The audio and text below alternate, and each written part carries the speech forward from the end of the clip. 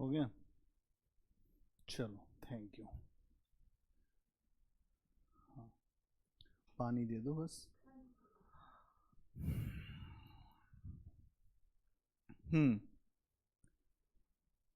तो हमारा पेज भी गया, कोई बात नहीं, नया पेज हम बनाएंगे।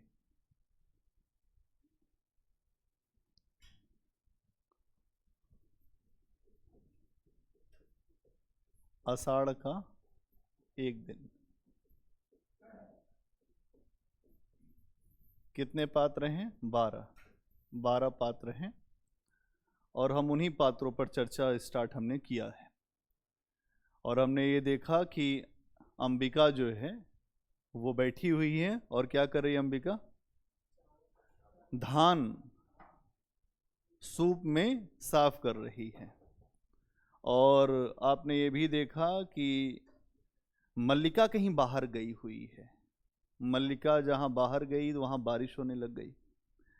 बारिश में वो भीगती है और फिर वो अपने घर में आती है तो मल्लिका गीले कपड़ों में कांपती हुई, सिमटती हुई घर के अंदर प्रवेश करती है। अंबिका आंखें झुकाए हुए व्यस्त है, जैसे लग रहा है देख नहीं रही है बेटी को। मल्लिका क्षण भर ठिठकती है, फिर अंबिका के पास आ जाती है और बोलती है अपनी माँ से, आषाढ़ का पहला दिन और ऐसी वर्षा माँ। पहला दिन है आषाढ़ का और ऐसी वर्षा, ऐसी धारा सार वर्षा। दूर दूर तक की उपत्यकाएं भीग गई, पहाड़ियां भीग गई, दूर दूर तक की पहाड़ियां। और मैं भी तो देखो ना कैसी भीग गई। यह है मल्लिका का उत्तर। अंबिका उस पर सिर से पैर तक एक दृष्टि डालती है अपनी बेटी के ऊपर। सिर से पैर तक एक दृष्टि डालती है और फिर अपने काम में व्यस्त हो जाती है। मल्लिका घुटनों के बल बैठकर उसके कंधे पर अपना सिर रख देती है। गई थी दक्षिण से उड़कर आती जो पंक्तियों को देखूंगी, वो बोलती है कि तुम क्यों गई थी वहां? तो देखो तुमने तो अपने वस्त्र ही भिगो दिए। उनके केशों को चूमकर खड़ी होती हुई ठंड से सिहर जाती है और फिर पूछती है, सूखे वस्त्र कहाँ है मां? इस तरह खड़ी रही तो जुड़ा जाओगी। लोग कहते हैं ना कि तुम जुड़ा जाओगी। अपने उत्तर प्रदेश में जो ईस्टर्न यूपी है वहां पे ये सब बड़े शब्द चलते हैं कि जुड़ा जाओगी। अगर बहुत उनसे लगाव रखोगे तो तुमको जुड़वा देंगे। मतलब इतना अच्छा मत करो कि वो तुमको ही बाद में तुम्हारे लिए जो समस्या हो जाए। तुम बोलती क्यों नहीं? अपने मां से कहती है।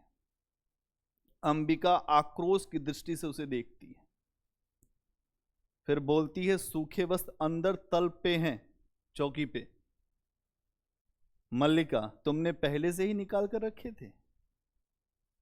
अंदर को चल देती थी। फिर बोलती है कि तुम्हें पता था मैं भीग जाऊंगी और मैं जानती थी कि तुम चिंतित होगी, परंतु मां। द्वार के पास मुड़कर अंबिका की ओर देखती है। मुझे भीगने में तनिक खेद नहीं है, भीगती नहीं तो आज मैं वंचित रह जाती। किस चीज से साहब? चारों ओर से धुआरे मेघ घिराए थे। मैं जानती थी कि वर्षा होगी, फिर भी मैं घाटी की पगडंडी पर नीचे नीचे उतरती गई। एक बार मेरा अंकुश भी हवा ने उड़ा दिया। अंकुश मतलब जो दुपट्टा। फिर बूंदे पड़ने लगी। कपड़े बदल रही है लेकिन उसकी जो अपने मां से बातचीत लगातार चल रही है। मां से संवाद नहीं टूट रहा और आपका भी नाटक में संवाद नहीं टूटेगा, ऐसा नाटक है ये। अंबिका से आंखें मिल जाती उसी समय। वस्त्र बदल लूं फिर आकर तुम्हें बताती हूं। और इतनी बातें पहले ही हो गई। वह बहुत अद्भुत अनुभव था मां, बहुत अद्भुत। अद्भुत नहीं, बहुत अद्भुत। अंदर चली जाती है। अंबिका उठकर फटके हुए धान को एक कुंभ में डाल देती है। जैसे आप सबने देखा होगा गांव में जो लोग रहे हैं, कोठरी बोलते हैं, उसमें वो डाल देती है। और दूसरे कुंभ से नया धान निकाल लेती है और उसको फटकने लगती है। अंदर से मल्लिका के शब्द उसको सुनाई देते रहते हैं, बीच बीच में उसकी झलक भी दिखाई देती है। नील कमल की तरह कोमल और आर्द्र वायु, ऐसी वायु चल रही थी मां कि जैसे लग रहा था नील कमल हो। नीला कमल देखा है? नीला कमल तुमने? नील कमल की तरह कोमल और आर्द्र वायु की तरह हल्का और स्वप्न की तरह चित्रमय। मैं चाहती थी उसे अपने में ही भर लूं उस वायु को। कोई वायु अपने साथ क्या जो भर सकता है? ये सब कल्पनाएं वही व्यक्ति कर सकता है जिसका हृदय बड़ा विशाल हो। तो मोहन राकेश का हृदय जो है बहुत विशाल है। और आंखें मूंद लूं, वायु को अपने साथ ले आऊं, मेरा तो शरीर भी निचुड़ रहा है मां। मतलब लोग बारिश में जब भीग जाते हैं तो अपने कपड़ों को निचोड़ते हैं, देखा है? अब ये बोले मेरा तो शरीर ही निचुड़ रहा है। कितना पानी इन वस्त्रों ने पिया है। ओह, शीत की चुभन के बाद उष्णता सा यह स्पर्श, ठंडी के बाद अब ये जो कपड़े बदले हैं तो ये स्पर्श गुनगुनाने लगती है। और फिर कहती है गीले वस्त्र कहां डाल दूं मां, या यहीं रहने दूं। अब अपनी मां से ही उसकी पूरी बातचीत है और इस बातचीत में कुछ उसके अनुभव हैं। मैं आज के क्षण को मैं कभी भूल नहीं सकती। सौंदर्य का ऐसा साक्षात्कार मैंने कभी नहीं किया। इतना सौंदर्य, जैसे वह सौंदर्य अस्पर्श होते हुए भी मांसल हो। मतलब ऐसा सुंदरता जिसको मैं छू नहीं सकती, लेकिन फिर भी उसको छूने जैसा एहसास हो रहा है। ऐसे अगर कोई व्यक्ति हो तुम्हारे पास, उसको तो तुम छू के महसूस कर सकते हो, लेकिन मल्लिका के पास कोई व्यक्ति नहीं है, लेकिन जो प्रकृति की सुंदरता है वो उसको महसूस कर रही है। उस महसूस करने में उसे उस मांसल एहसास हो रहा है कि वो किसी को छू के देख रही हो। मैं उसे छू सकती थी, देख सकती थी, पी सकती थी। तभी मुझे अनुभव हुआ कि वह क्या है जो भावना को कविता का रूप देता है। वह क्या है जो किसी भावना, जब किसी के मन में भावना आती है तभी तो कोई लिखता है। अमल धवल गिर के शिखरों पर बादल को घिरते देखा है, उसके शीतल तुहिन कड़ों को श्याम सरोवर के उन स्वर्णिम कमलों पर गिरते देखा है, बादल को घिरते देखा। नागार्जुन की कविता। अब ये भाव तुम्हारे भीतर तो नहीं जागता, तुम कहां से लिखोगे? ये भाव मोहन राकेश के भीतर जग रहा है और ये मल्लिका के रूप में प्रस्तुत हो रहा है। तभी तो मुझे अनुभव हुआ कि वह क्या है जो भावना को कविता का रूप देता है। मैं जीवन में पहली बार समझ पाई कि क्यों कोई पर्वत शिखरों को, सहलाती मेघमालाओं को खो जाता है। मतलब क्यों कोई पर्वत शिखरों को सहलाती मेघमालाओं में खो जाता है। लोग जाते हैं, मेघमालाओं को देखते हैं और फिर वहां खोने लगते हैं। कोई ध्यान करने लगता है, कोई चुपचाप बैठ जाता है, कोई महसूस करने लगता है कि यहाँ की वायु महसूस करता है, कोई वहाँ का मौसम महसूस करता है। क्यों किसी को अपने तन मन की अपेक्षा आकाश में बनते मिटते चित्रों का इतना मोह हो जाता है। व्यक्ति अपना शुद्ध बुद्ध खो देता है। उत्तराखंड में आप जाएंगे, ऐसे लोग हैं जिनको कोई होश नहीं है, वो प्रकृति में खो गए हैं, पहाड़ियों में बैठे हैं, पहाड़ी को निहार रहे हैं। अब उनका कुछ अपना प्रेम होगा। फिर कहती है क्या बात है मां, तुम इस तरह चुप क्यों हो? अंबिका बोलती है, देखो अंबिका जो है ना, अंबिका यथार्थ है, जो वास्तव में है। मल्लिका कौन है? भावना है। और भावना जो होती है उसमें यथार्थ उतना नहीं होता, लेकिन भावना सुंदर बहुत होती है। हर व्यक्ति अपनी भावना के साथ रहना चाहता है, लेकिन भावना के साथ समस्या क्या है? भावना यथार्थ में नहीं बदलती ज्यादा। अंबिका यथार्थ की बात करती है, मल्लिका भावनाओं पे मरने वाली है। कालिदास की प्रेमिका है, अभी आपको आगे पता चलेगा। कालिदास की प्रेमिका है, कालिदास को ये भेजती है राज्य में कि तुम जाओ जी लो अपनी जिंदगी। तुम कुछ अच्छा करोगे तो मुझे लगेगा कि मैंने अपने जीवन में कुछ प्राप्त किया, तुम्हारे जीने में ही मेरा जीना है। लेकिन बाद में मल्लिका को उसके लिए कितना भुगतान करना पड़ता है, ये वेश्या बन जाती है। अभी हम आगे समझेंगे कि क्या माजरा है इसमें। ठीक है, अब अंबिका बोलती है, देख रही हूं और मैं अपना काम कर रही हूं। मल्लिका, काम तो तुम हर समय करती रहती हो, परंतु हर समय इस तरह चुप नहीं रहती, मतलब क्या बात है। अंबिका के पास आ बैठती है। अंबिका चुपचाप अपना धान का काम करती रहती है। मल्लिका उसके हाथ से सूप ले लेती है। मैं तुम्हें काम नहीं करने दूंगी, मुझसे बात करो। क्या बात करो? कुछ भी कहो, मुझे डांटो कि मैं भीग कर क्यों आई, या ऐसे कहो कि तुम थक गई होगी इसलिए शेष धान मैं फटक दूं, या यूं कहो कि तुम घर में अकेली थी इसलिए तुम्हें अच्छा नहीं लग रहा था, मैं चली गई थी। तो मुझे सब अच्छा लगता है।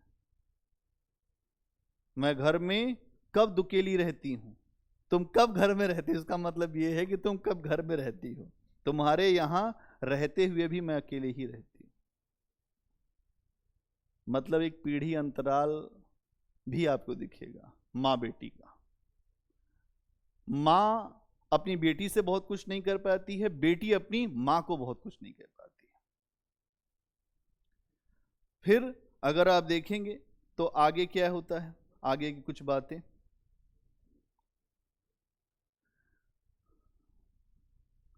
धीरे धीरे उसको कुछ शब्द सुनाई देता है मल्लिका को। बैठे बैठे मन उसका उदास हो जाता है, परंतु बैठे बैठे रोया तो नहीं जाता। तुम्हें मेरी सौगंध है माँ, जो मुझे नहीं तुम कुछ बताओगी। दूर कुछ कोलाहल हो रहा है, घोड़ों की टाप सुनाई दे रही है। अंबिका उठकर झरोखे के पास चली जाती है। मल्लिका क्षण भर बैठी रहती है और फिर वह भी जाकर झरोखे से देखने लगती है। टापों का शब्द पास आकर दूर चला जाता है। घोड़े आए हैं घर के बाहर। मल्लिका अपनी माँ से पूछती, ये कौन लोग हैं माँ? अंबिका कहती है, संभवतः राज्य के कर्मचारी हैं। मल्लिका, ये यहां क्या कर रहे हैं, जाने क्या कर रहे हैं? अंबिका कह रही है, कभी वर्षों में ये आकृतियां यहां जो दिखाई देती हैं, और जब भी दिखाई देती हैं तो कोई न कोई अनिष्ट जरूर होता है। कोई युद्ध की सूचना आती है, या कोई महामारी बीमारी फैलने वाली होती है। लंबी सांस लेती है। पिछली महामारी में तुम्हारे पिता की मृत्यु हुई थी, तब भी मैंने यही आकृतियां देखी थी। मल्लिका सिर से पैर तक सिहर जाती है। फिर मल्लिका कहती, परंतु आज ये लोग यहां किस लिए आए हैं? अंबिका कहती, मुझे नहीं पता क्यों आए। मल्लिका, मां तुमने कोई बात नहीं बताई? अंबिका फिर कहती है, अग्निमित्र आज लौट आया है। मल्लिका, लौट आया है? कहां से? जहां मैंने उसे भेजा था। अब देखिए यहां पर क्या बात हो रही है। तुम जानती हो कि मैं विवाह नहीं करना चाहती। मल्लिका कह रही है, मैं विवाह नहीं करना चाहती, फिर भी उसके लिए तुम प्रयत्न कर रही हो। तुम समझती हो कि मैं निरर्थक जो प्रलाप कर रही हूं तुम्हारे साथ। अंबिका, मैं देख रही हूं कि तुम्हारी बात सच होने जा रही है। अग्निमित्र संदेश लाया है कि वे लोग इस संबंध के लिए प्रस्तुत नहीं हैं। मल्लिका, क्या कहते हैं? क्या अधिकार है उन्हें कुछ भी कहने का? मल्लिका का जीवन उसकी अपनी संपत्ति। यहां एक बात यह भी समझना है कि मल्लिका जो है एक स्वतंत्र महिला है। प्रेम करती है जरूर, लेकिन वो स्वतंत्र महिला है। उसे नष्ट करना चाहती तो वो किसी पर भी आलोचना का अधिकार, मतलब उसके ऊपर किसी को आलोचना करने का कोई अधिकार नहीं है। ठीक है, ये इसके कुछ महत्वपूर्ण जो उदाहरण है। कालिदास का एक उदाहरण बताता हूं। मल्लिका एक बात बोलती है, ठहरो मां, तुम क्यों चल दी? अंबिका, मां का जीवन भावना नहीं कर्म है। मैंने अभी आपको बताया कि मां यथार्थ है, और मल्लिका भावना है। माँ का जीवन क्या है? भावना नहीं है। उसको कर्म करना है तब घर में रोटी मिलेगी, और तुम भावना में बही जा रही हो, उससे रोटी तो नहीं मिलने वाली। उसे घर में बहुत कुछ करना है। चली जाती है। कालिदास एक हरिण शावक को बाहों में लिए पुचकारता हुआ आता है। हरिण शावक के शरीर से लहू टपक रहा है। सुनिए, कालिदास आ गए। कालिदास का प्रवेश हो गया नाटक में। कैसे आते हैं? एक हिरण के बच्चे को लेकर आते हैं और उसके शरीर से लहू टपक रहा है। फिर कालिदास उसको समझाते हैं, हम जिएंगे हरिण शावक, हम जिएंगे। जिएंगे ना? उससे पूछता है, जिएंगे ना? एक बाण से आहत होकर हम अपना प्राण नहीं देंगे। एक बाण हमें नहीं मार सकता। हमारा शरीर कोमल है तो क्या हुआ? हम पीड़ा सह सकते हैं। एक बाण प्राण ले सकता है तो उंगलियों का कोमल स्पर्श प्राण दे भी सकता है। हमें नए प्राण मिल जाएंगे। हम कोमल आस्तरण पर विश्राम करेंगे। हमारे अंगों पर घृत का लेप होगा। कल हम फिर वनस्थली में घूमेंगे, कोमल घास खाएंगे। खाएंगे ना हरिण शावक? ये हैं कालिदास। कुछ समझ में आया? नहीं। कोमल घास खाएंगे, खाएंगे, कोमल घास खाएंगे। किसको कह रहा? हरिण शावक, हिरण के बच्चे को। यहां कह रहे हैं कोमल दुर्वा खाएंगे। दुर्वा मतलब होता है घास। खाएंगे ना। मल्लिका अपने को सहेज कर द्वार की ओर आती है। मल्लिका भावना प्रधान है। हिरण के खून टपक रहा है।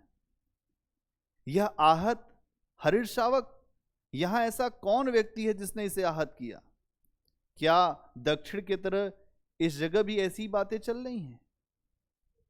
कालिदास, आज इस हमारे जो ग्राम के प्रदेश में कई नई आकृतियां देख रहा हूं। झरोखे के पास जाकर आसन पर बैठ जाता है।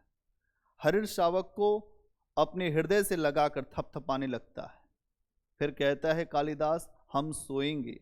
हाँ, हम थोड़ी देर सो लेंगे, हमारी पीड़ा दूर हो जाएगी, परंतु उससे पहले हम थोड़ा दूध पी लें। एक जानवर और एक इंसान के बीच में क्या सामंजस्य होता है और क्या संबंध होता है, और हृदय में अगर दूसरे के लिए पीड़ा नहीं है तो जीवन बेकार है। यहां तो इंसान इंसान के लिए नहीं, भाई लोगों के मन में दुख है। कालिदास के अंदर एक हिरण के बच्चे के लिए इतना दुख है। उससे वो लगातार बात कर रहा है, काउंसलिंग कर रहा है। कैसा है हिरण के बच्चे कि हम जिएंगे, घबराना मत, एक बाण से अपने प्राण नहीं छोड़ेंगे। घी का लेप होगा, आराम करेंगे, दूध पिएंगे, थोड़ी देर आराम करने के बाद फिर हम सुबह उठेंगे और फिर हरी हरी घास खाएंगे। कितना मजा आएगा, सोचो। अब उसको भले समझ में नहीं आ रहा होगा, लेकिन उसको यह समझ में आ रहा होगा कि कोमल स्पर्श तो हो रहा है, सहलाया जा रहा। ठीक है। फिर वो बोलता है, मल्लिका थोड़ा दूध हो तो किसी पात्र में ले आओ। मल्लिका बोलती है, मां ने दूध औटा कर रखा है, देखती हूं। ये इतनी बात। कालिदास क्या कहता है? हम पहले से ही सुखी हैं, हमारी पीड़ा धीरे धीरे दूर हो रही है, हम स्वस्थ हो रहे हैं। न जाने इसके रुई जैसे कोमल शरीर पर उससे बाण छोड़ते कैसे बना। और राज्य के कर्मचारी कितने निर्दयी, कितने निर्मोही थे कि वो कोमल रुई जैसे इसका है तन, उस पे उन्होंने ये बाण छोड़ दिया। यह कुलाच भरता मेरी गोद में आ गिरा। मैंने कहा, मैं तुझे वहां ले चलता हूं जहां तुझे अपनी मां की सी आंखें और उसका स्नेह मिलेगा। वाह, मतलब मैं तुम्हें वहां ले चलता हूं जहां तुमको अपनी मां की याद आएगी। मतलब मल्लिका जो है मां के समान है और तुमको वैसा ही स्नेह मिलेगा। फिर मल्लिका समझाती, यहां माहौल पहले ही गर्म चल रहा है, मां जो है बहुत नाराज चल रही है। सच, आज मां बहुत रुष्ट है। मां को अनुमान हो गया है कि वर्षा में मैं तुम्हारे साथ थी, नहीं तो इस तरह भीग कर ना आती। माँ को अपवाद की बहुत चिंता रहती है कि मैं बदनाम हो जाऊंगी तो क्या होगा, नाम में भी बदनामी है। देखो, प्यार करना, प्रेम करने में बड़ी समस्या ये है, प्रेम मान लो मित्रता है और उसमें भी घूम रहे हैं तब भी बदनामी है। माँ ये सब बात जानती है क्योंकि माँ भी उस उम्र में रही है, वो जानती सब कुछ है, इसलिए वो बोलती नहीं। उसको पता है कि बेटी आज भीगी है, और जो भीगी है तो अकेले कोई भीगता नहीं, अकेले भीगने में मजा नहीं, भीगना तो किसी के साथ ही होता है। तो कालिदास को देखिए, अब ये सारी बात वो समझाती, लेकिन कालिदास वो कहते हैं कि हमें दूध दे दो, मैं इसको जो दूध पिलाऊंगा।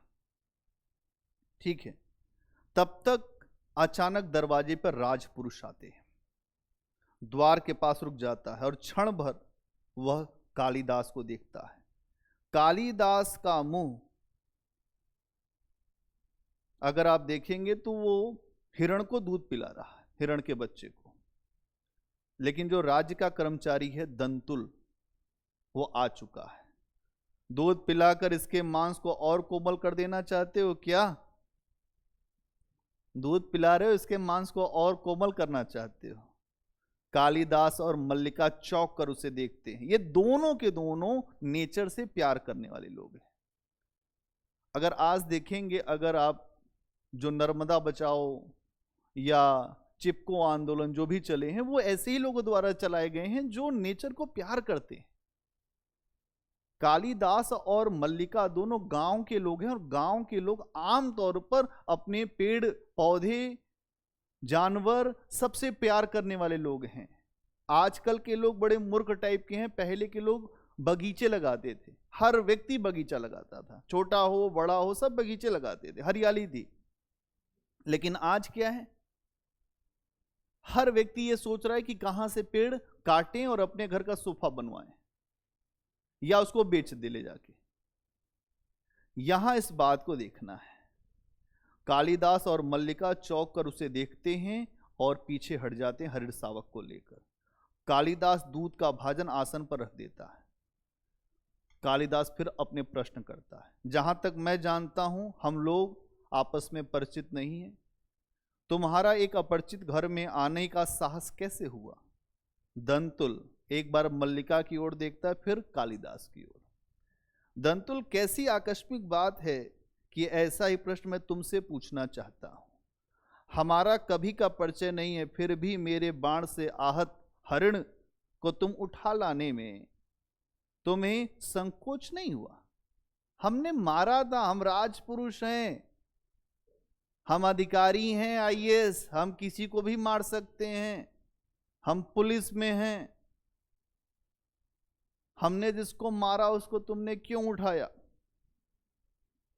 यह तो कहो द्वार तक रक्त बिंदुओं के चिन्ह बने थे, इसलिए मैं आ गया तक। जब तुम इसको लेकर भागे हो गोद में, तो इसके खून की जो बूंदें हैं वो टपकते हुए हम रास्ता पा गए कि हरिण शावक यहीं गया है। अन्यथा इन बादलों से घिरे दिन में मैं तुम्हें कहां ढूंढ पाता? मौसम घिरा हुआ है, बादल बने हुए हैं, मेघ गर्जन कर रहे हैं, बरसात हो रही है, सब कुछ हो रहा है। कालिदास, देख रहा हूं कि तुम लोग इस प्रदेश के निवासी नहीं हो। दंतुल हंसता है व्यंग्यात्मक दृष्टि से।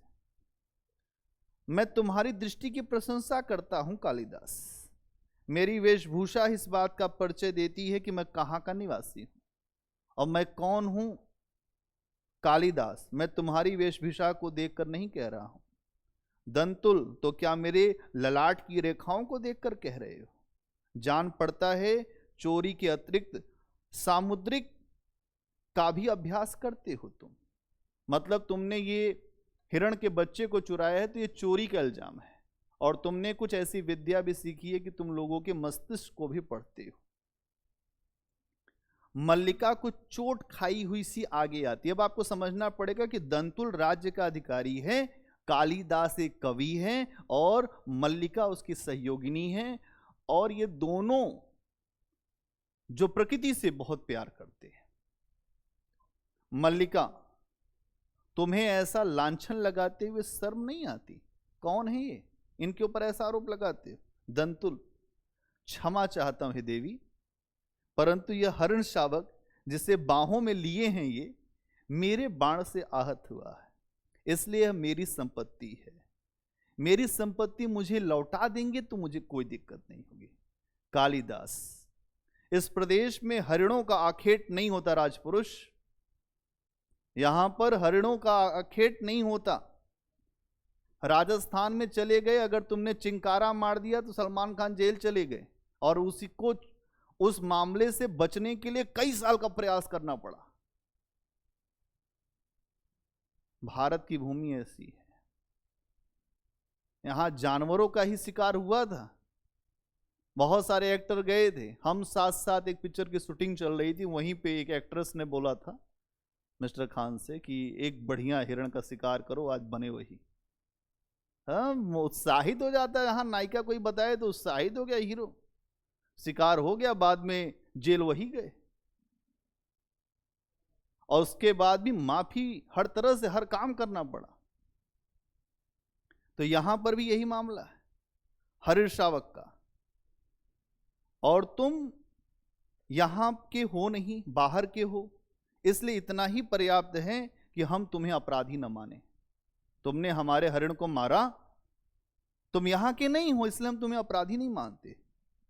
तो राजपुरुष को क्या अपराध का निर्णय गांव के लोगों से पूछना पड़ेगा क्या? तुम और ये बताओगे कि हम अपराधी नहीं है? हम कौन है पता है? 1 मिनट में गायब कर देंगे, एसपी हैं हम, ठीक है।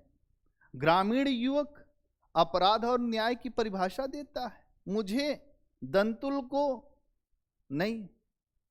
कालिदास, शब्द और अर्थ राजपुरुषों की संपत्ति है, जानकर आश्चर्य हुआ।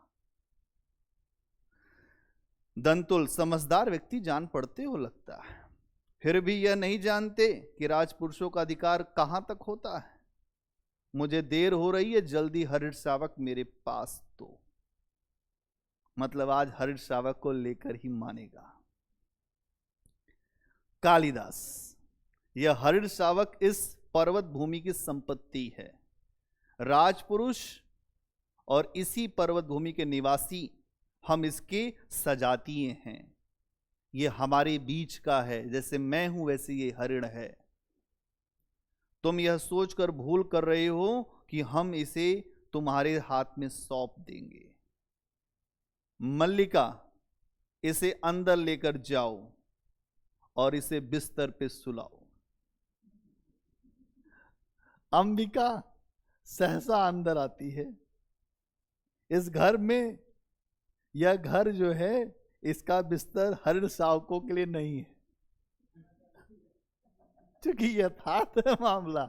वह कहती है इस घर का जो बिस्तर है वो हरिण शावकों के लिए नहीं है।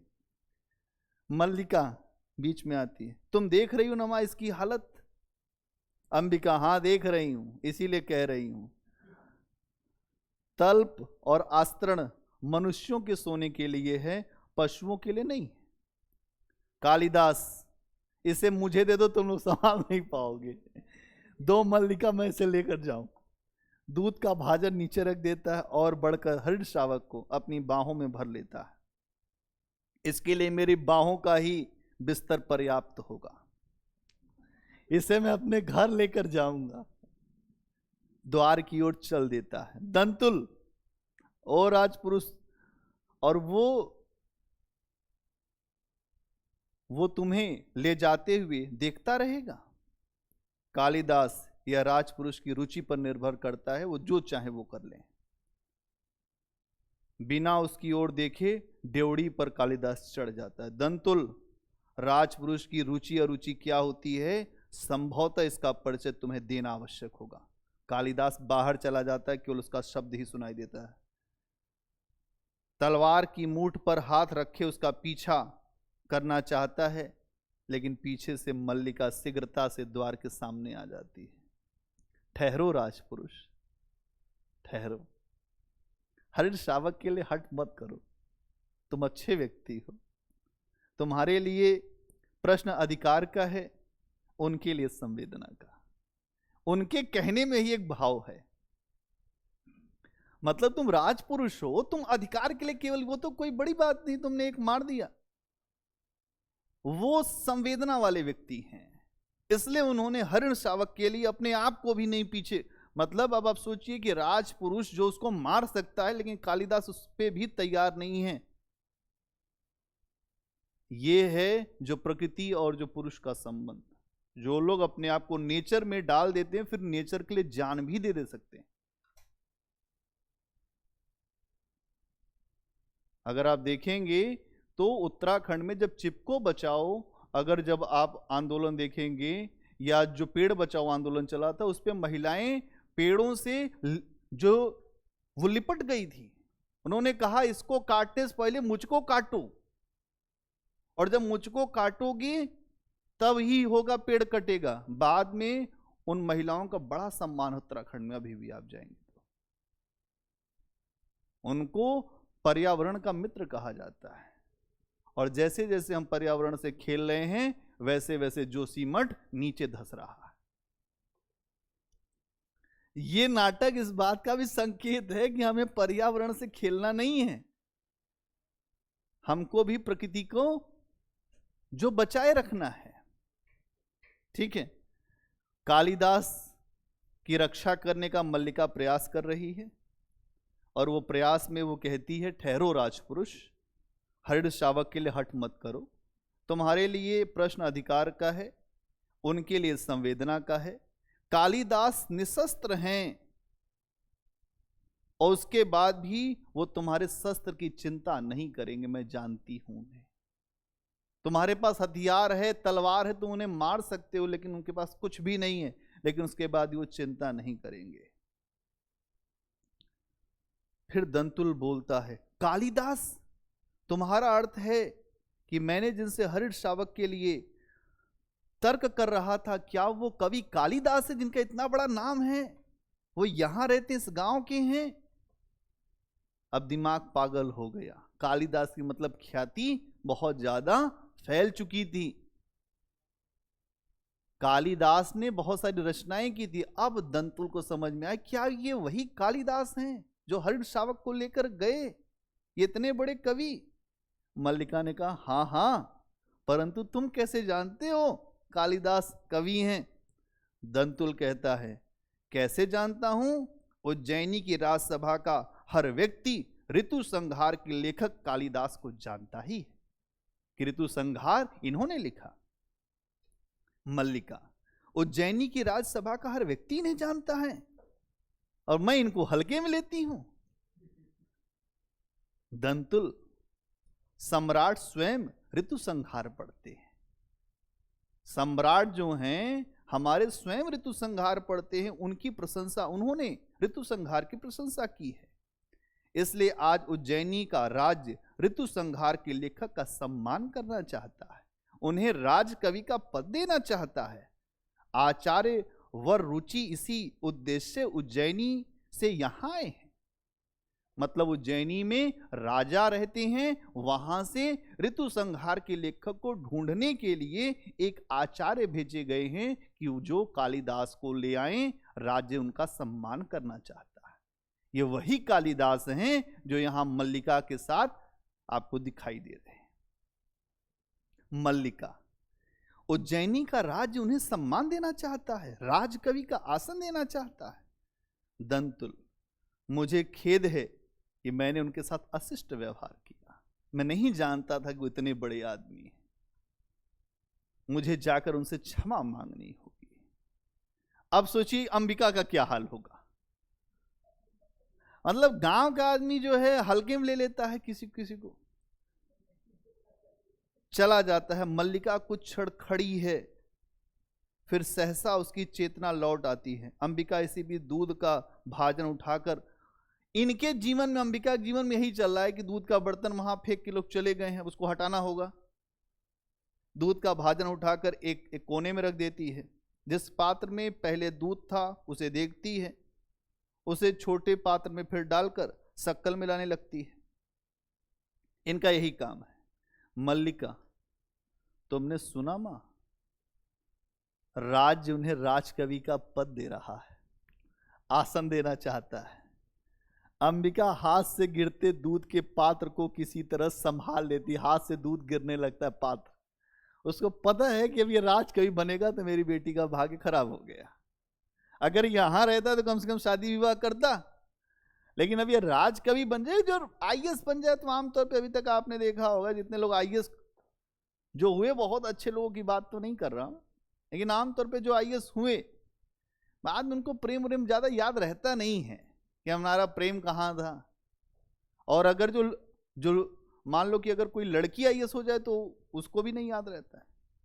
लड़कों में फिर भी संभावना है, लड़कों में फिर भी संभावना है कि वो शादी कर ले, लेकिन लड़कियों में एकदम संभावना नहीं। अभी तक ऐसे केस मेरे सामने आए नहीं है कि जो लड़कियां आईएएस हुई हों, आईपीएस हुई हों और उन्होंने अपने उस साथी का चुनाव किया हो जो जो जो पीछे छूट गया। लड़कों को खूब जानता हूं कि उन्होंने एक बार चुनाव किया तो फिर कर ही लिया चुनाव, फिर वो पीछे नहीं हटे। अब यहां पे यही मामला आएगा, खड़ा होगा।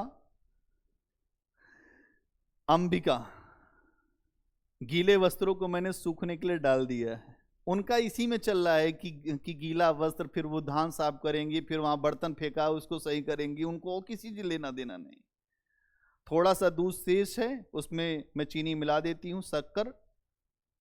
मल्लिका, तुमने, फिर वो बोलती है, तुमने सुना नहीं मां, राजपुरुष क्या कह रहा था, दूध पी लो।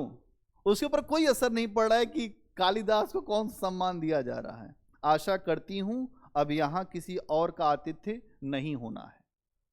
आतिथ्य मैं चाहती हूं आज इस घर में सारे संसार का आतिथ्य कर सकूं, क्योंकि मेरे कालिदास का सम्मान है। एक तरफ है भावना और एक तरफ है यथार्थ। भावना और यथार्थ का संघर्ष चल रहा है। अंबिका सब जानती है क्या होगा इसका रिजल्ट, मल्लिका सब कुछ जानते हुए भी कुछ नहीं जानती है, क्योंकि वो प्रेम के बंधन में है। और प्रेम का बंधन यहां पर शारीरिक आकर्षण से ऊपर का है। कालिदास के जाने की घटना के बाद मल्लिका के जीवन में क्या क्या होगा, ये अपने आप में आप सोच के दहल जाएंगे। लेकिन उसके बाद भी मल्लिका उसे जाने देगी। कालिदास नहीं जाना चाहता है, कोई सम्मान नहीं चाहिए कालिदास को। मल्लिका उसे प्रेरित करती है कि नहीं, तुम जाओ, तुम सम्मान प्राप्त करो। लेकिन आमतौर पे यह होता है कि राजा किसी अच्छी चीज को देखते हैं तो छोड़ते नहीं है। बाद में राजा इसको कश्मीर का शासक भी बनाएंगे और उसके बाद राजकन्या से विवाह भी करेंगे। अब फिर जब ये आखिरी में आएगा तो इसके पास, इसको यही नहीं लगेगा कि मैं क्या कर रहा हूं और मुझे क्या करना था। इसको याद इसी गांव की रहती है। कुछ भी करता है हमेशा याद करता है गांव की पहाड़ियां, वहां का मौसम, वहां की भावना। फिर शहरों के लोगों को देखता है तो उनका बनावटीपन और एक अजीब तरीके से देखना, पीड़ा, कई तरह की समस्याएं, सब कुछ दिखाई देगा। आगे सुनो इसमें क्या हुआ। अंबिका, मैं दूध से नहा चुकी हूं। वो ये बोलती है कि तुम दूध पी लो, तो कहती है कि मैं दूध से नहा चुकी हूं। मल्लिका, तुम कितनी निष्ठुर हो मां, कितनी निष्ठुर, मतलब तुम्हारे अंदर कोई पीड़ा नहीं है। मां, तुमने नहीं सुना, राज उन्हें सम्मान दे रहा है और फिर भी तुम ऐसे डैश डैश डैश। अंबिका, दूध पी लो। अंबिका उससे कहती है, अपनी बेटी दूध पी लो और फिर से वर्षा में भीगने का मोह न करो। मैं तुम्हारे लिए बिस्तर जो बिछा देती हूं, मैं जैसी निष्ठुर हूं मुझे वैसा ही रहने दो। मल्लिका उसके जो गले में अपनी बाहें डाल देती है अपने मां के। मल्लिका, नहीं, तुम निष्ठुर नहीं हो मां। मैंने कब कहा कि तुम निष्ठुर हो, अभी बोली है, अब भूल गई। नहीं नहीं, तुमने नहीं कहा, अब दूध पी लो। आगे का कुछ थोड़ा सा आगे करें। हाँ, कालिदास के, अभी ये तो सम्मान स्वीकार नहीं करेंगे।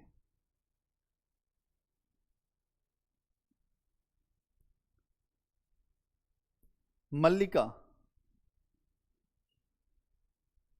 तुम उनके प्रति इतना अनुदार जो रही हो मां, तुम जानती हो कि उनका जीवन परिस्थितियों की कैसी विडंबना में बीता है। मातुल के घर में उनकी क्या दशा है, वह कैसे साधनहीन है और अभावग्रस्त रहे। मतलब कालिदास के बारे में बता रही है कि कालिदास के पास जीवन में कुछ भी नहीं है, वो साधनहीन है और भावग्रस्त हैं। अब उसके बाद फिर अंबिका क्या कहती है, और अब जबकि उसका जीवन साधनहीन और अभावग्रस्त नहीं रहेगा तो तुम्हारे जीवन में क्या बदलाव आएगा। अब वो राजकवि बनने जा रहा है। अब तुम ये सोचो, अब तो तुम ये बात बता रही हो कि वो अभावहीन, अभाव उसके पास है, साधनहीन है। तो मल्लिका थोड़ी देर चुप हो जाती है बिल्कुल, फिर कहती है किसी संबंध से बचने के लिए अभाव जितना बड़ा कारण होता है, अभाव की पूर्ति उससे बड़ा कारण बन जाती है। किसी संबंध से बचने के लिए अभाव जितना बड़ा कारण होता है, अभाव की पूर्ति उससे बड़ा कारण बन जाती है। मल्लिका, यह तुम्हारी नहीं, विलोम की भाषा है। कौन है विलोम? अगर आप देखें तो एक गांव का व्यक्ति है। अंबिका, मैं ऐसे व्यक्ति को अच्छी तरह समझती हूं कि तुम्हारे साथ उसका इतना संबंध, और तुम एक उपादान हो, तुम एक उपादान हो जिसके आश्रय से वह अपने से प्रेम कर सकता है, अपने पर गर्व कर सकता है। परंतु तुम क्या सजीव व्यक्ति नहीं हो? क्या तुम्हारे प्रति उसका कोई कर्तव्य नहीं है? कल तुम्हारी माँ का शरीर नहीं रहेगा, घर में एक समय भोजन की व्यवस्था नहीं रहेगी, तो जो प्रश्न तुम्हारे सामने उपस्थित होगा उसका तुम क्या उत्तर दोगे? मां जीवन जीने की बात कर रही है, बेटी भावना में चल रही है। मां कह रही है कि उनसे ये पूछो कि मेरा जीवन कैसे चलेगा। वो संबंध नैसर्गिक संबंध से परे एक ऐसा संबंध भी चाहती है जहां एक व्यक्ति जिम्मेदारी ले एक महिला की, कि मेरी मृत्यु जब हो जाएगी तो तुम कैसे जियोगी, क्या करोगी, यही भावनाएं रहेंगी तुम्हारे पास, तो उसका तुम क्या उत्तर दोगी? तुम्हारी भावना उस प्रश्न का क्या समाधान कर पाएगी? फिर कह दो कि यह मेरी नहीं, विलोम की भाषा है। मल्लिका सिर झुकाए चुपचाप बैठे अंबिका की ओर देखती है। मां, आज तक जीवन किसी तरह से तो हमारा जो बीता ही है, आगे भी बीत जाएगा। आज जब उसका जीवन एक नई दिशा ग्रहण कर रहा है, किसका? कालिदास का, तो मैं उनके सामने अपने स्वार्थ की घोषणा नहीं करूंगी। ये है यहां कहानी। मतलब मल्लिका अगर चाहती तो कालिदास जा नहीं पाते, देवसेना चाहती तो स्कंदगुप्त युद्ध न लड़ पाते। लेकिन यहां नायिकाएं जो हैं, जयशंकर प्रसाद की परंपरा के व्यक्ति हैं, तो नायिका महान होगी ही होगी। अगर कालिदास हैं तो मल्लिका के वजह से मल्लिका उनकी भावनाओं को उद्दीपन करती है, जगाती है। मल्लिका को देखते हैं तो उनके अंदर एक भावना उमड़ती है, और जब वो विवाह करते हैं तो वहां कोई भावना नहीं है। क्या समझ पा रहे हो? मातुल,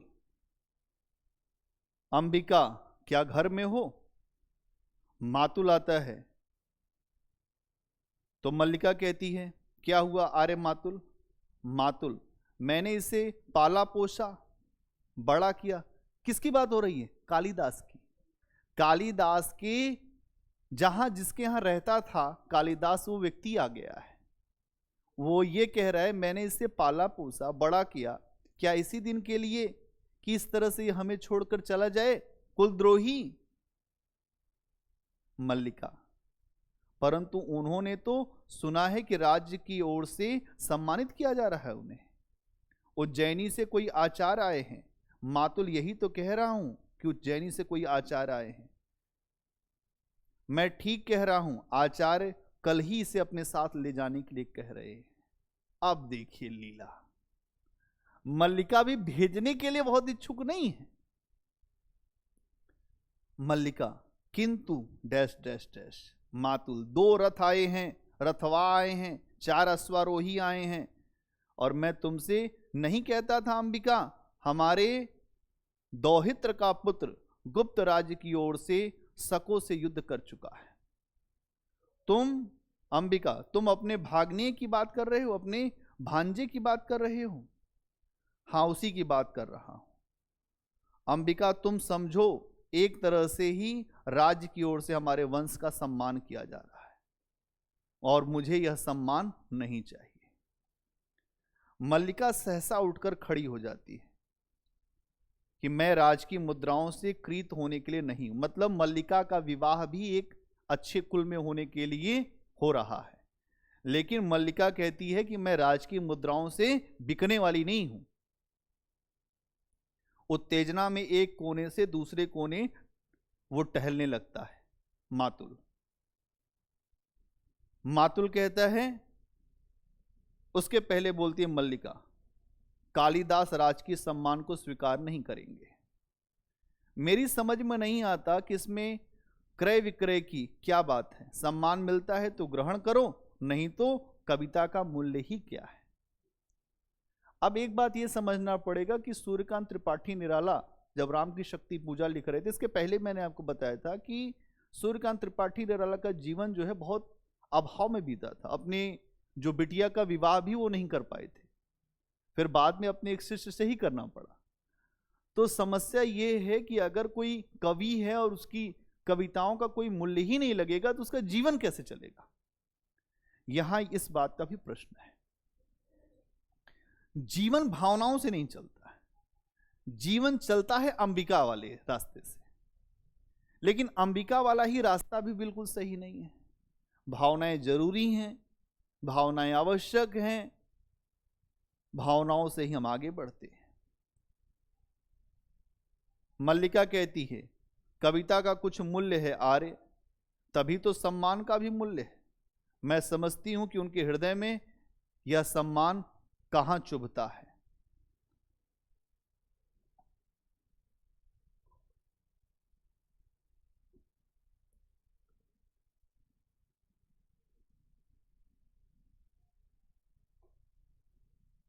आगे बढ़ते हैं।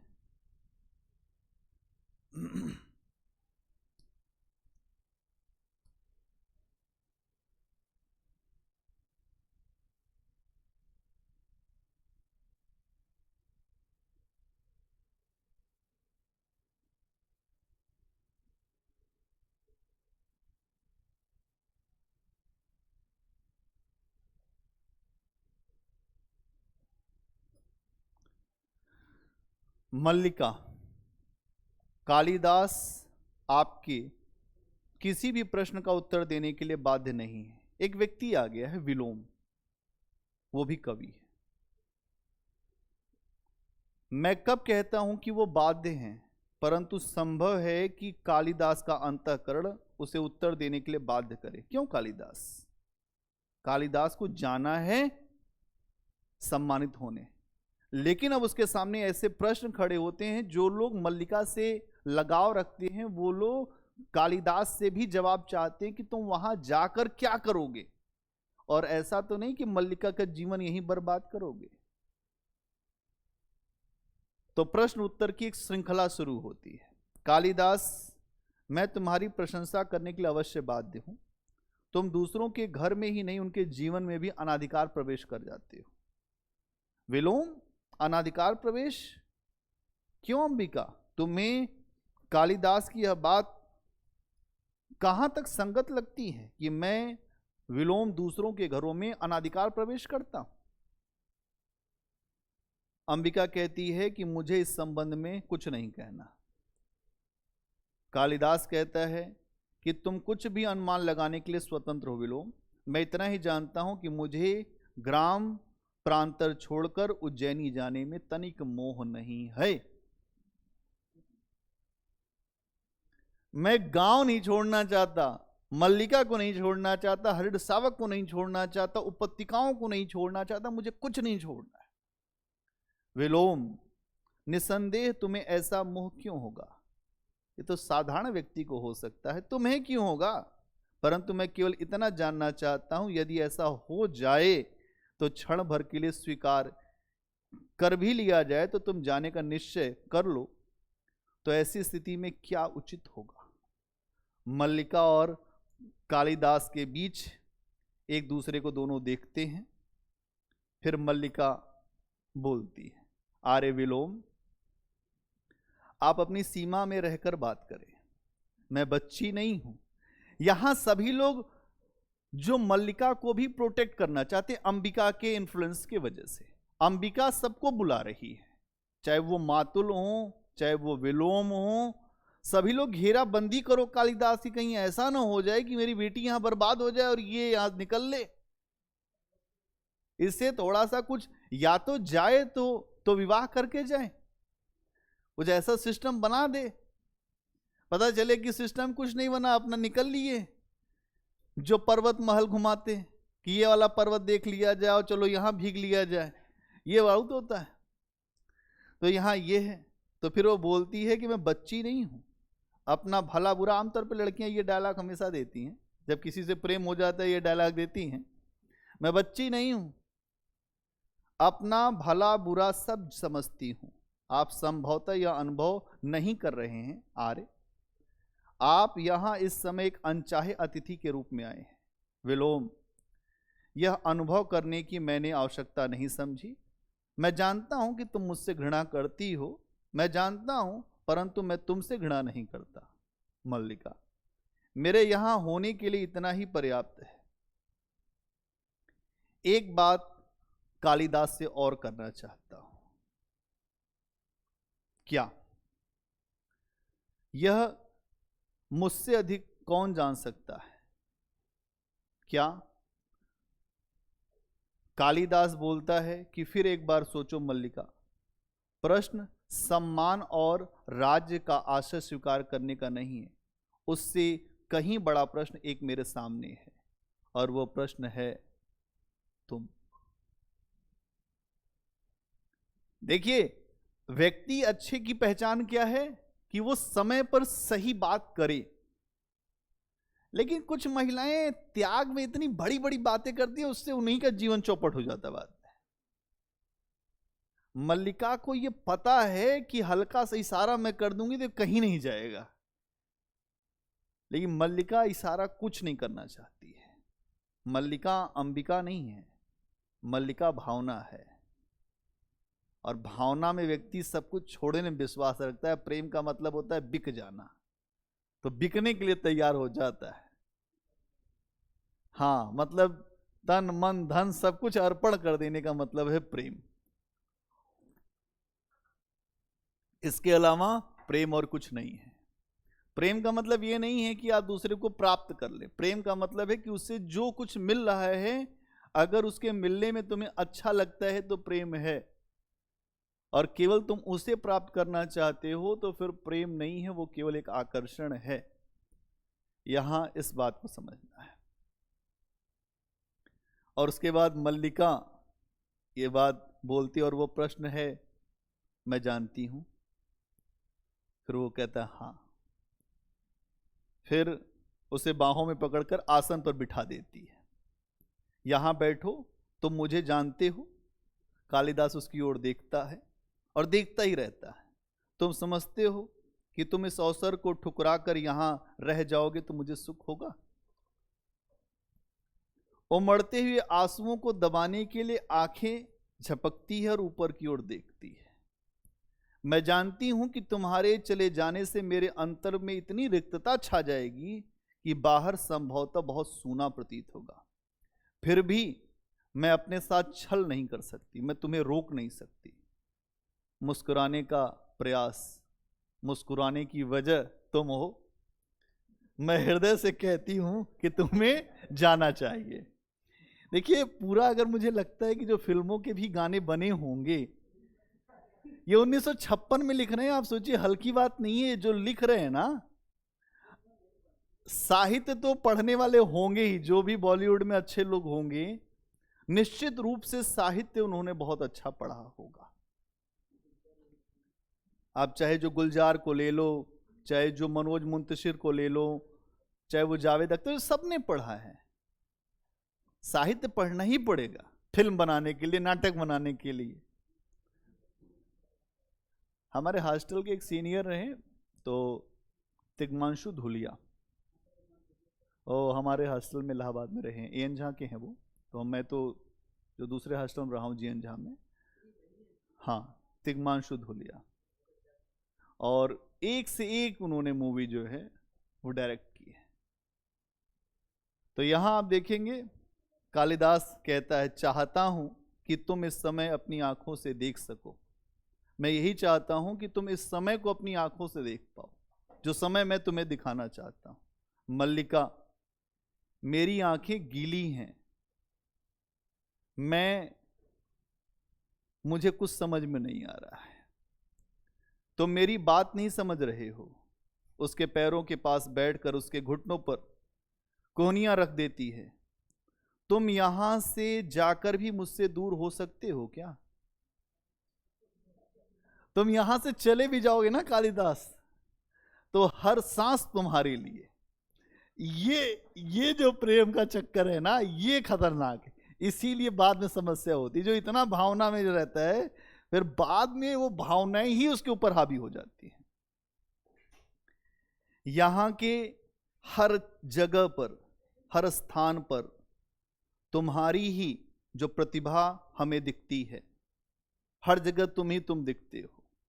यहां लोग तुम्हें समझ नहीं पाते, लेकिन मैं तुम्हें जानती हूं। वे सामान्य की कसौटी तुम्हारी परीक्षा करना चाहते हैं। विश्वास करते हो ना कि मैं तुम्हें जानती हूं, मैं तुम्हें महसूस, मतलब कालिदास जाना चाहता है तो इस बात का विश्वास पाना चाहता है कि मेरे जानने के बाद तुम मेरी ही हो। मतलब एक तरह की सिक्योरिटी चाहता है। मल्लिका उसको समझा रही है कि मैं, हाँ, इस बात को समझो। तो विश्वास करते हो ना कि मैं तुम्हें जानती हूं। जानती हूं कि कोई रेखा तुम्हें घेर लेगी, जानती हूं कि कोई भी रेखा तुम्हें घेर लेगी तो तुम घिर जाओगे। अगर मैं अभी तुम्हारे सामने एक रेखा बन के आ जाऊंगी तो तुम उसी में रुक जाओगे। मैं तुम्हें घेरना नहीं चाहती। इसका मतलब जो विवाह भी हो सकता है। मैं तुम्हें घेरना नहीं चाहती, इसलिए कहती हूं जाओ। तुम पूरी तरह से नहीं समझ रही हो मल्लिका, प्रश्न तुम्हारे घेरने का नहीं है। तुम बात समझो। तुम मुझे भेजना चाहती हो, मैं रुकना चाहता हूं। मैं इस जगह को छोड़ना नहीं चाहता, तुम इस जगह को छुड़वाना चाहती हो। यहां से जाना मेरे जीवन और मृत्यु का प्रश्न है।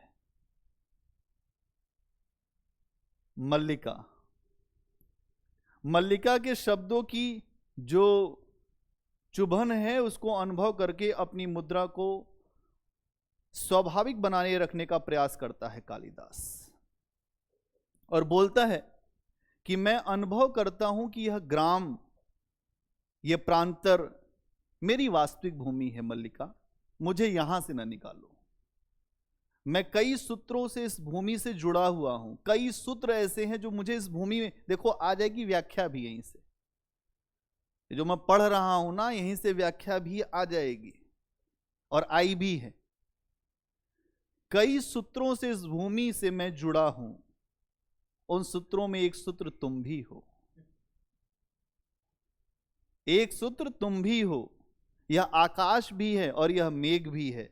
यहां की हरियाली भी है और यहां के हरिणों के बच्चे भी हैं, हरिण शावक। और यहां के पशुपाल भी हैं जो गाय चराते हैं। रुक कर मल्लिका की ओर देखता है।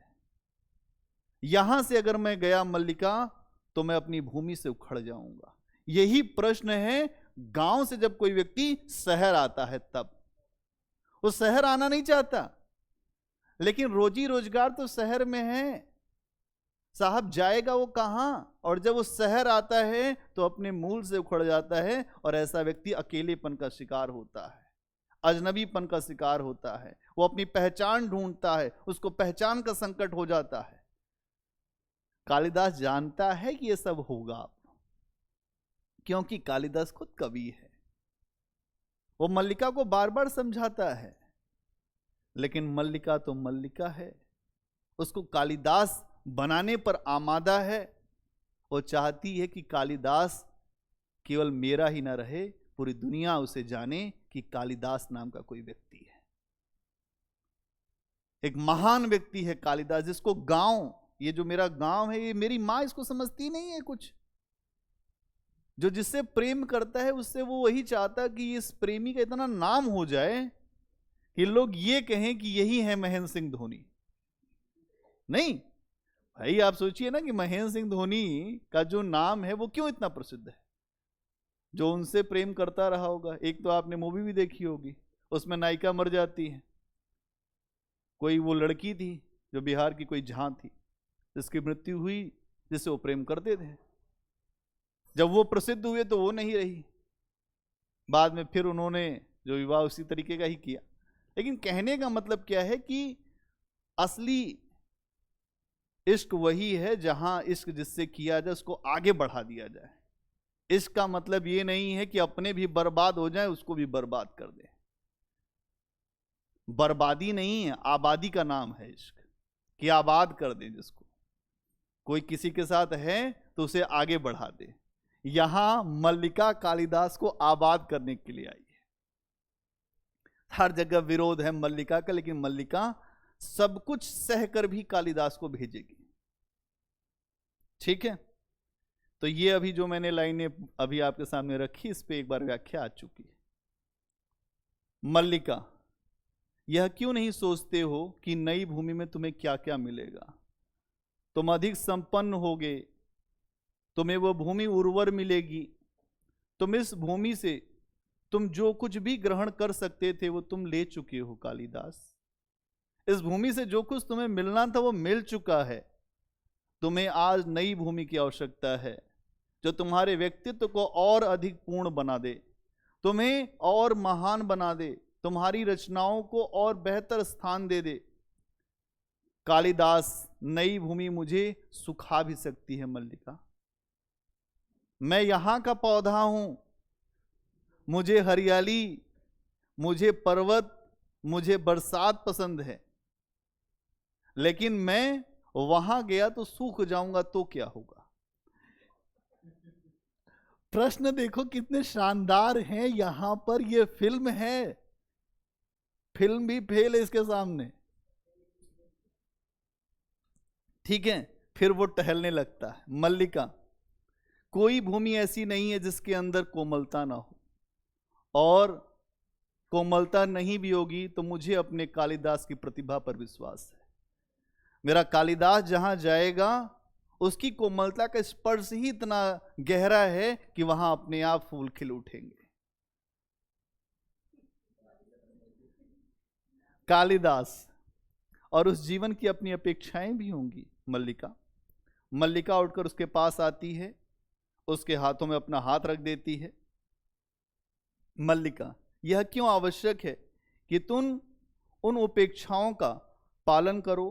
तुम दूसरों के लिए नई अपेक्षाओं की सृष्टि कर सकते हो। मतलब तुम वहां जाओ, यह आवश्यक नहीं है कि तुम किसी की अपेक्षाओं का पालन करो, तुम दूसरों के लिए नई अपेक्षाओं की सृष्टि कर सकते हो। कुछ नए भी चीजें तुम्हारे सामने आ सकती हैं। कालिदास, फिर भी बहुत आशंकाएं हो रही हैं मुझे, मेरे हृदय में उत्साह नहीं है जाने को लेकर। मल्लिका, मेरी ओर देखो और जाओ। अब भी उत्साह का अनुभव नहीं होता? विश्वास करो, फिर विश्वास। व्यक्ति जाना नहीं चाहता है, यह बार बार विश्वास दिला रही है। विश्वास करो, तुम यहां से जाकर भी यहां से अलग ना हो पाओगे। मतलब तुम यहां से गए और तुम ये जो सोच रहे हो ना कि तुम्हारी जो चिंता है कि तुम यहां से अलग हो जाओगे, तुम अलग नहीं होगे। विश्वास करो इस बात को। हाँ, यहां की वायु, यहां का मेघ, यहां के हरण, इन सब को तुम साथ ले जाओगे। और मैं भी तुमसे दूर कहां हूं, मैं भी तुमसे दूर कहां हूं, और ना तुमसे दूर हो पाऊंगी।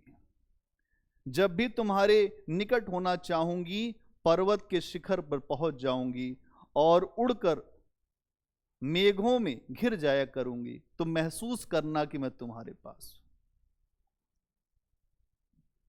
क्या समझ पा रहे हैं भावना का क्या यहां उमाड़ घुमाड़ हो रहा है?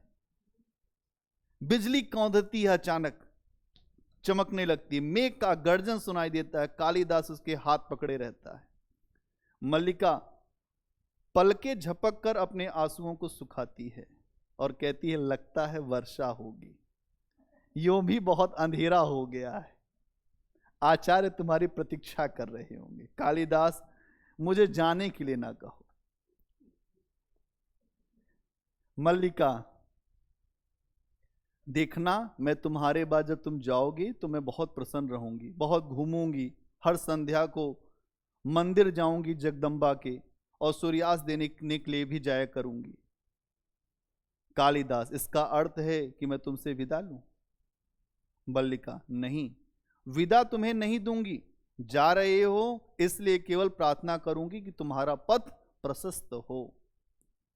उसके हाथ छोड़ देती है, जो हाथ पकड़ा था वो हाथ छोड़ दिया। कालिदास पल भर आंखें मूंदे रहता है, फिर झटके से बिना पीछे मुड़े चला जाता है। मल्लिका हाथों में अपना मुंह छिपाए आसन पर बैठती है और तीव्रता से मेघ का गर्जन सुनाई देता है और साथ ही वर्षा का शब्द सुनाई देने लगता है। मल्लिका अपने को रोकने का प्रयत्न करती है, सिसकती है। अंबिका अंदर से आती है, उसके सिर पर हाथ रख देती है और उसका मुंह ऊपर उठाती है, मतलब मल्लिका अब रो रही है। अंबिका मल्लिका आसन से उठ खड़ी होती है और झरोखे के पास जाकर कालिदास को देख रही है, निहार रही है। अंबिका कहती है, तुम स्वस्थ नहीं हो मल्लिका, चलो अंदर चल के विश्राम करो। मल्लिका अपनी सिसकियां दबाने का प्रयत्न करती हुई उसी तरह से खड़ी रहती है। मल्लिका, मुझे यहीं रहने दो मां, मैं स्वस्थ नहीं हूं। देखो मां, चारों ओर कितने गहरे मेघ घिरे हैं, कल ये मेघ उज्जैनी की ओर उड़ जाएंगे। कालिदास हैं तो मेघ घिरे हैं, और कालिदास जब नहीं रहेंगे, जहां कालिदास जाएंगे वहीं मेघ भी जाएंगे। अंबिका, रो नहीं मल्लिका। मल्लिका, मैं रो नहीं रही हूं मां, मेरी आंखों से जो बरस रहा है यह दुख नहीं है, सुख है। फिर मां बोलती है, सुख है। अंबिका की गोद में वो अपना मुंह छिपा लेती है। पुनः मेघ गर्जन सुनाई देता है और वर्षा का शब्द और ऊंचा हो जाता है, वर्षा हो रही है। पहला अंक समाप्त हुआ। आया कुछ समझ में? अब ये पहले अंक में यही हुआ कि कालिदास जो हैं जगह छोड़ दी है अपनी, और उन्होंने खुद भी इस बात को समझाया है और कहा भी है कि मैं अनुभव करता हूं कि मैं अपने इस जगह को छोड़कर, वास्तविक भूमि को छोड़कर मैं उखड़ जाऊंगा, मुझे मत भेजो, मैं टूट जाऊंगा, मेरा कुछ है नहीं। इसीलिए अस्तित्ववाद का दर्शन यहां पर है। अस्तित्ववाद का मतलब यह है कि जीवन में कुछ भी नहीं है, सब कुछ यहीं समाप्त हो जाएगा। व्यक्ति अपना निर्णय जब नहीं ले पाता है और जब निर्णय दूसरे का थोपा हुआ निर्णय लेता है तो कभी संतुष्ट नहीं होता। यहां कालिदास का निर्णय कुछ और था, मल्लिका का निर्णय कुछ और था, अंबिका का निर्णय कुछ और था। हर व्यक्ति अपने अपने निर्णय में बंधा हुआ है, और यह निर्णय की जो समस्या है, यही समस्या इस नाटक में आपको दिखाई देगी। ठीक है, बोलिए। तो आज के लिए यहीं रुक जाइए और कल जब आप आएंगे तो आषाढ़ का एक दिन लेकर आएंगे, पढ़कर आएंगे। आषाढ़ का दूसरा जो अंक है वो पढ़ेंगे, फिर हम लोग आपके साथ ही उसको देखेंगे और समझने का प्रयास करेंगे।